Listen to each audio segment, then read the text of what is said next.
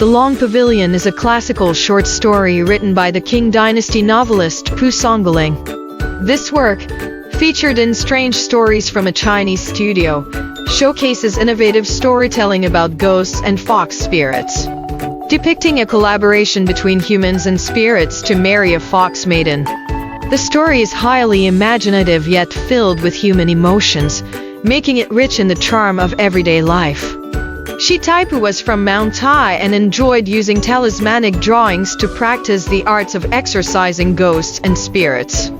One day, a Taoist priest encountered him and was impressed by his intelligence, so he took Shi as his disciple. The Taoist opened a box and took out two scrolls.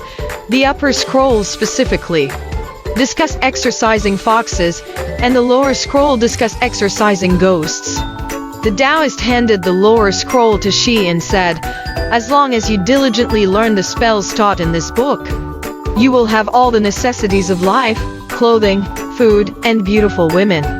Shi Taipu asked for the Taoist's name, and he replied, "I am Wang Chiqing from Zuan Emperor's Temple in Baikan, Bianqing."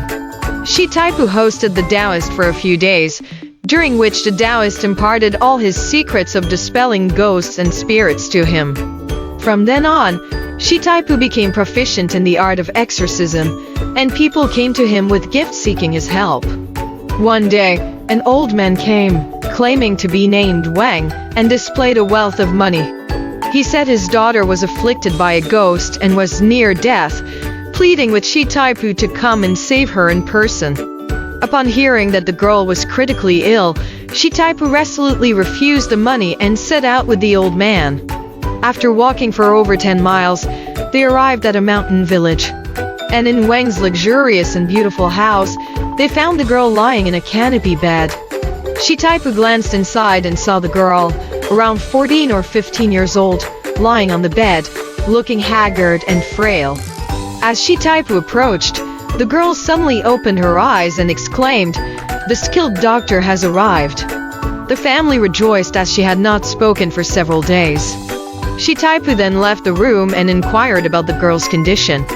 Wang explained, "During the day, a young man visits her, sleeps with her, and disappears when we try to catch him. But he returns shortly after. We suspect he might be a ghost."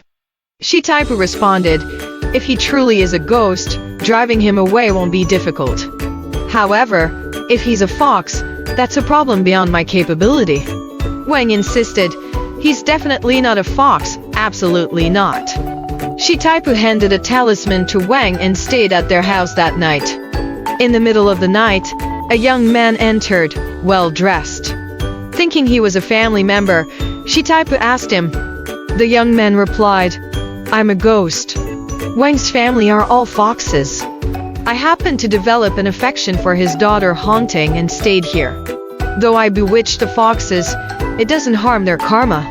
Why intervene in our bond and protect her family? Chángtíng's sister Chángtíng is even more radiant and charming. I've been diligently guarding her, awaiting a virtuous and capable person. If her family agrees to betroth Chángtíng to you, only then will I leave, and you can treat Chángtíng's illness." Shi Taipu agreed. That night, the young men didn't return, and Chángtíng woke up. The next morning, Wang was delighted and invited Shi Taipu to examine her. Shi Taipu burned the original talisman and then proceeded to diagnose Chángtíng. After finishing, Shi Taipu asked for clear water to sprinkle around the bed. The girl hurriedly brought a bowl of water, moving gracefully. At this point, Shi Taipu's focus had shifted entirely away from the ghost. He left the inner chamber, bid farewell to Wang, and claimed he needed to prepare medicine, promising to return in a few days. Taking advantage of Shi Taipu's absence, the ghost became even more audacious, seducing and corrupting every woman in Wang's household except Chángtíng. Wang sent a servant to fetch Shi Taipu, but he refused, feigning illness. The next day, Wang personally came. Shi Taipu pretended to have a leg injury, using crutches to greet him. After inquiring about his ailment, Wang asked, "Why haven't you remarried yet?"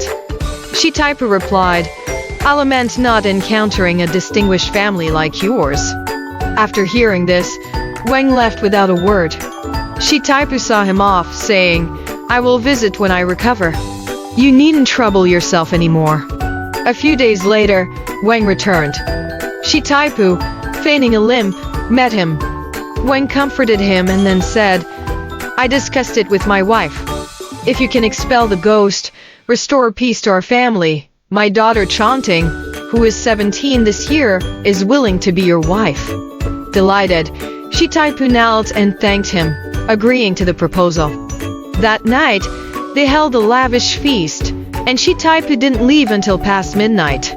Just as he got into bed, there was an urgent knocking at the door.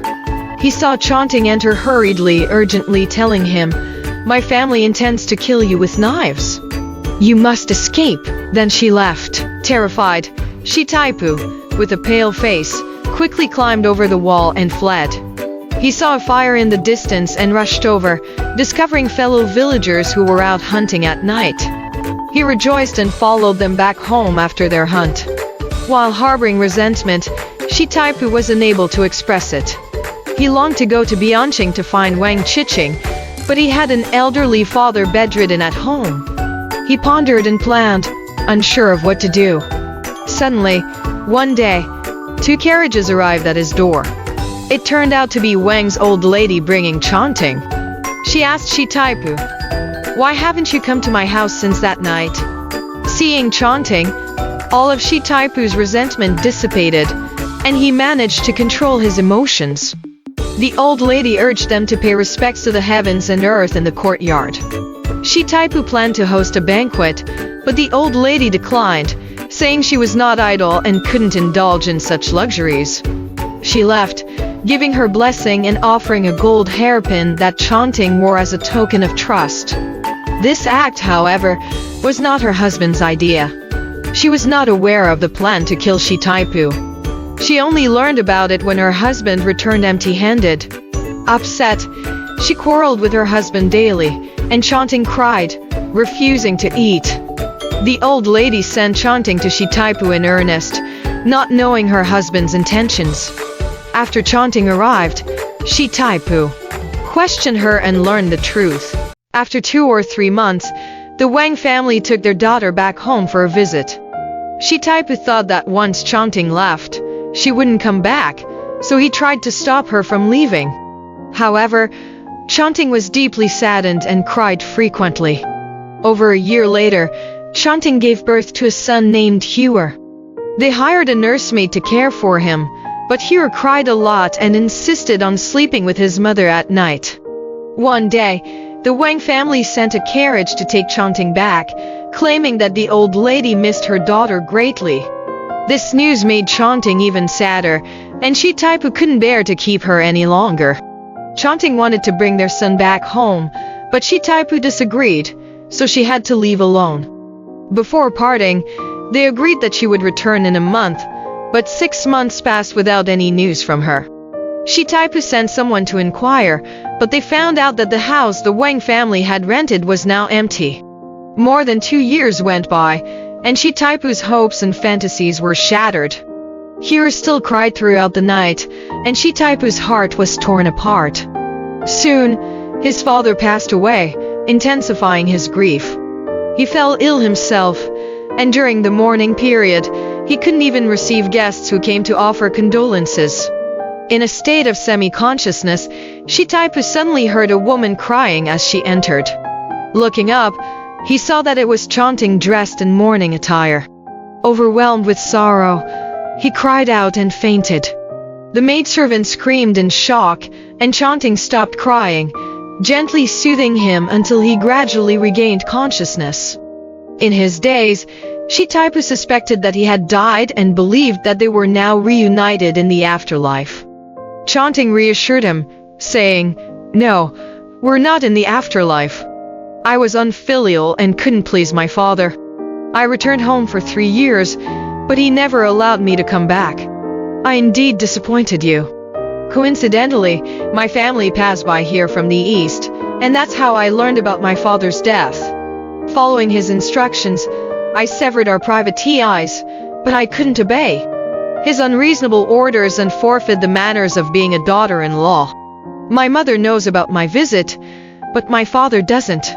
While speaking, Hira had already crawled into her mother's embrace. Chángtíng continued, saying, "I came for you. I couldn't bear to leave you behind.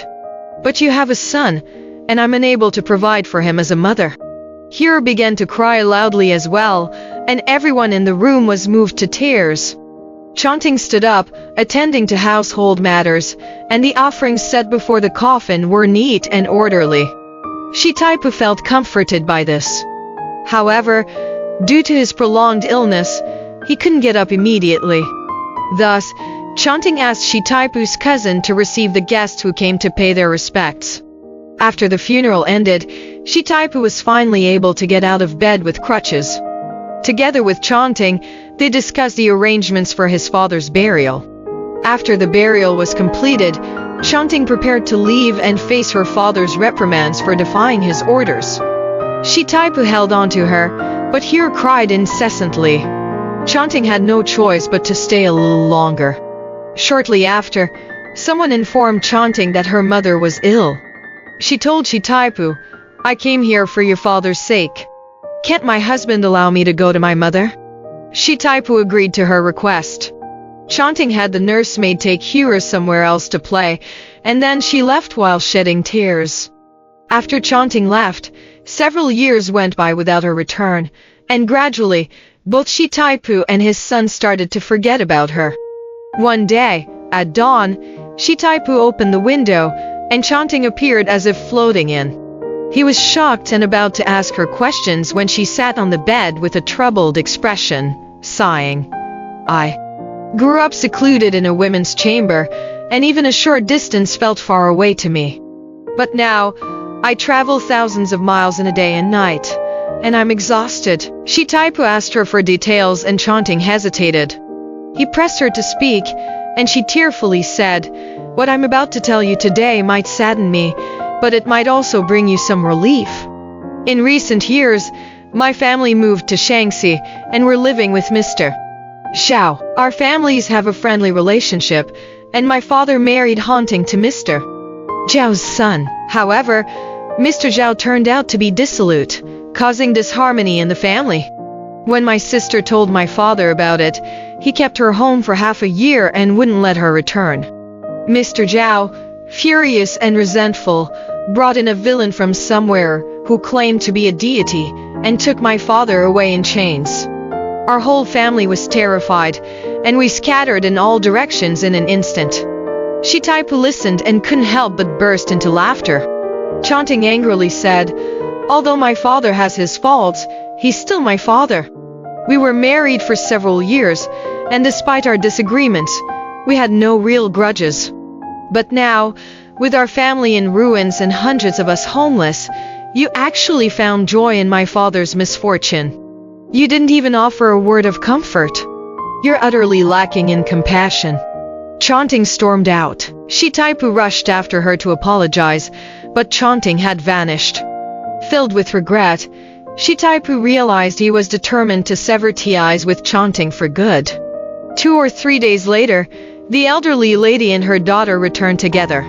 Shitaipu greeted them warmly, but they suddenly knelt on the ground. He was surprised and asked what was happening, but both mother and daughter began crying. Chángtíng said, "That day, I left in anger, but now I've come back to ask for your forgiveness. How can I face you?" Shitaipu replied, "Although your father isn't a good person, I won't forget your mother's kindness and your feelings. However, when I heard about his misfortune, it's natural to feel a sense of satisfaction. But at that critical moment, why couldn't you have shown a little patience?" Chángtíng said, "I met my mother on the way here today.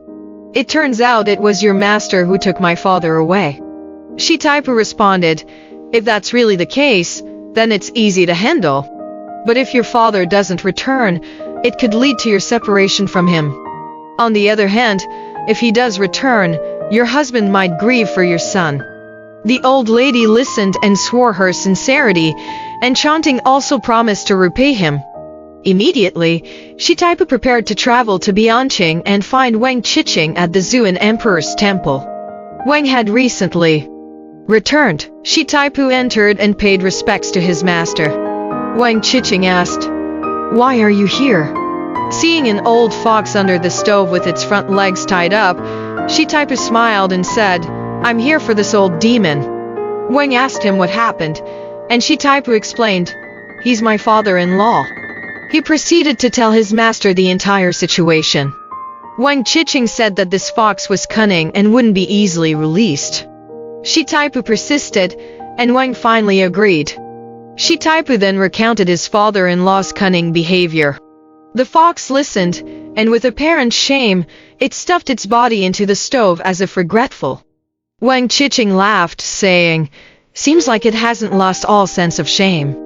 Shi Taipu stood up, pulled the fox out, and used a knife to cut the ropes. The fox yelped in pain, and its teeth gnashed audibly. Shi Taipu didn't finish whipping it all at once but paused between each stroke. He asked with a smile, "Doesn't my esteemed father-in-law feel pain? Can I stop whipping?" The fox's eyes gleamed, seemingly irritated. Once the ropes were off, the fox wagged its tail and left the courtyard. Shi Taipu bid his master farewell and returned home. 3 days earlier, news had arrived that the old man had been released. The elderly lady left alone first, leaving Chángtíng and Shi Taipu behind. As soon as Shi Taipu arrived home, Chángtíng knelt before him. He helped her up and said, "If you still remember our marital bond and don't solely feel gratitude, then I won't be in such debt to you."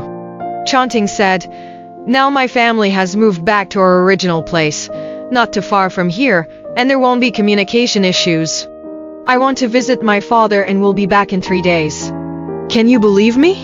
Shi Taipu responded, "Hero was born without a mother's care, and I've grown accustomed to living alone. I'm not like Mr. Zhao. Instead, I repay kindness with virtue. I've done my best for you. If you don't return, then you're being unfaithful. Although the villages are close, I won't go find you again." "Why would I believe you?" Chángtíng left the next day but returned after just 2 days.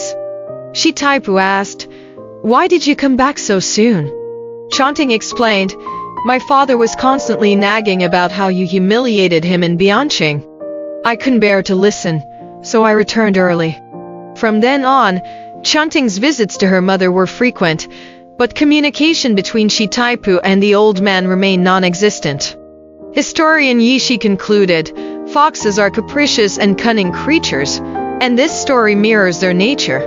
In the matter of the annulled marriage, both daughters' situations were strikingly similar, revealing the cunning nature of this fox.